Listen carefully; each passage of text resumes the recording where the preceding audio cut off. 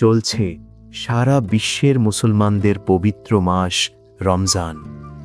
রমজান মাসের মাঝের 10 দিন যেহেতু মাগফিরাত বা ক্ষমার, সুতরাং এই 10 দিন আমাদের করণীয় হবে আল্লাহ পাকের ক্ষমা সংক্রান্ত নামগুলো হৃদয়ঙ্গম করে এর ভাব, প্রভাব ও বৈশিষ্ট্য অর্জন ও অধিকার করে নিজের মধ্যে আত্মস্থ করার চেষ্টা করা এবং আজীবন তার ধারক বাহক হয়ে তা দান করা বা বিতরণ করা তথা আল্লাহর গুণাবলী নিজের মাধ্যমে তার সৃষ্টির কাছে পৌঁছে দেওয়া।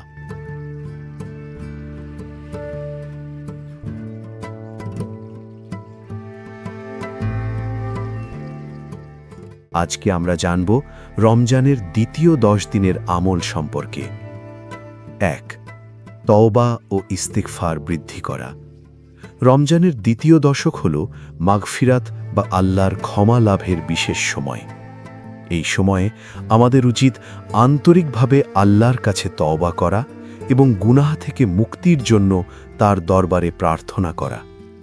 তওবা করার পদ্ধতি: প্রথমে নিজের কৃত গুনাহ সম্পর্কে অনুতপ্ত হওয়া, সত্যিকারের মন থেকে আল্লাহর কাছে ক্ষমা চাওয়া, ভবিষ্যতে ওই গুনাহ পুনরায় না করার দৃঢ় সংকল্প গ্রহণ করা। যদি গুনাহের কারণে কারো প্রতি অন্যায় করা হয়ে থাকে তাহলে তার ক্ষমা চেয়ে নেওয়া বা তার হক ফিরিয়ে দেওয়া। ইস্তেগফারের দোয়া: আল্লাহুম্মা ইন্নাকা আফুউন তুহিব্বুল আফওয়া ফাফু আন্নি। অর্থ: হে আল্লাহ, তুমি অত্যন্ত ক্ষমাশীল, তুমি ক্ষমা করতে ভালোবাসো, তাই আমাকে ক্ষমা করো। অন্য একটি ইস্তেগফারের দোয়া: আস্তাগফিরুল্লাহাল্লাযী লা ইলাহা ইল্লা হুয়াল হাইয়ুল কাইয়্যুম ওয়া আতুবু ইলাইহি। অর্থ: আমি আল্লাহর কাছে ক্ষমা চাই, যিনি ছাড়া কোনো সত্যিকারের উপাস্য নেই। তিনি চিরজীব, সর্বত্র বিরাজমান। আমি তার দিকে ফিরে আসছি।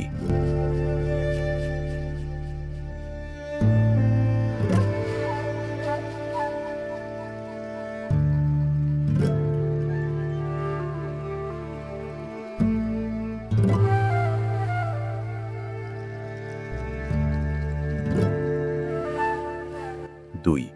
তাহাজ্জুদ নামাজ আদায় করা। তাহাজ্জুদ নামাজ হল রাতের সবচেয়ে গুরুত্বপূর্ণ নফল নামাজ। এটি আল্লাহর সঙ্গে ঘনিষ্ঠতা অর্জনের শ্রেষ্ঠ উপায়। বিশেষত রমজানের দ্বিতীয় দশকে এই নামাজের প্রতি গুরুত্ব দেওয়া উচিত, কারণ এটি গুনাহ মাফ ও দোয়া কবুলের অন্যতম মাধ্যম। রাসূলুল্লাহ সাল্লাল্লাহু আলাইহি ওয়াসাল্লাম বলেছেন, আমাদের প্রতিপালক প্রতি রাতের শেষ তৃতীয়াংশে নিকটবর্তী আসমানে নেমে আসেন এবং বলেন, কে আছো আমাকে ডাকবে, আমি তার দোয়া কবুল করব।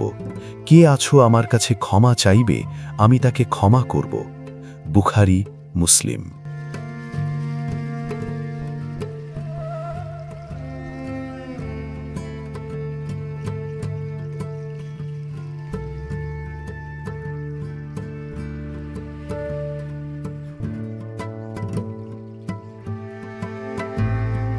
তিন, কুরআন তিলাওয়াত বৃদ্ধি করা।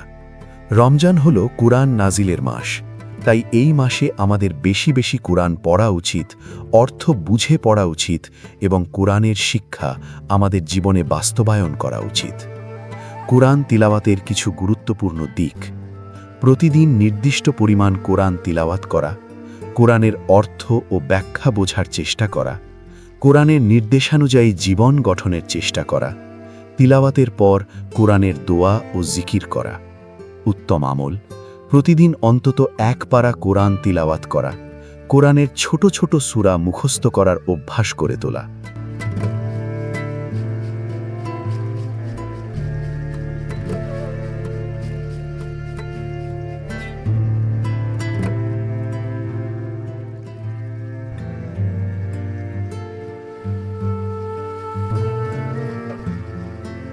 4.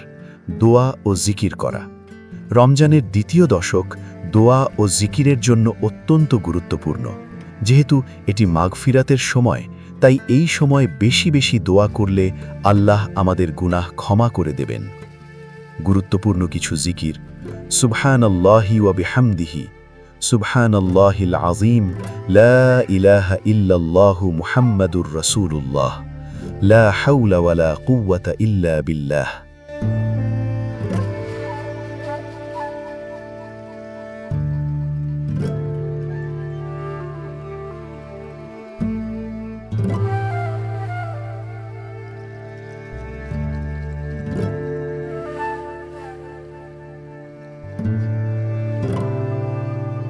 পাঁচ, দান সদকা বৃদ্ধি করা।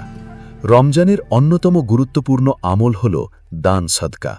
রাসূলুল্লাহ সাল্লাল্লাহু আলাইহি ওয়াসাল্লাম বলেছেন, দান সদকা গুনাহগুলোকে এমনভাবে দূর করে দেয় যেভাবে পানি আগুন নিভিয়ে দেয়। তিরমিজি।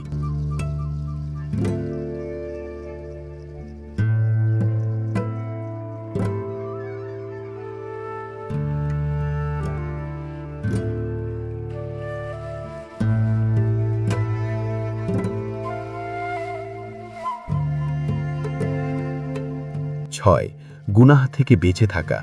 শুধু খাবার ও পানীয় থেকে বিরত থাকলেই রোজা পূর্ণ হয় না, বরং চোখ, কান, মুখ, হাত পা সবকিছুকে সংযত রাখতে হবে। রাসূলুল্লাহ সাল্লাল্লাহু আলাইহি ওয়াসাল্লাম বলেছেন, যে ব্যক্তি মিথ্যা কথা বলা ও সে অনুযায়ী কাজ করা পরিত্যাগ করল না, তার পানহার ত্যাগ করায় আল্লাহর কোনো দরকার নেই। বুখারী।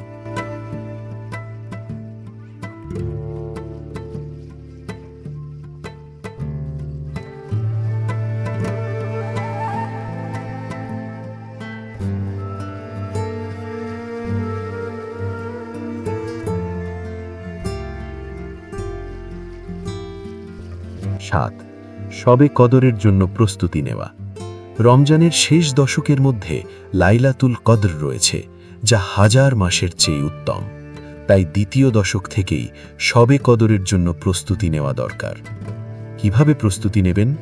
রাতের ইবাদতের পরিমাণ বৃদ্ধি করা, আল্লাহর নৈকট্য লাভের জন্য আরও বেশি ইবাদত করা, শেষ দশকের জন্য একটি ইবাদতের রুটিন ঠিক করে রাখা।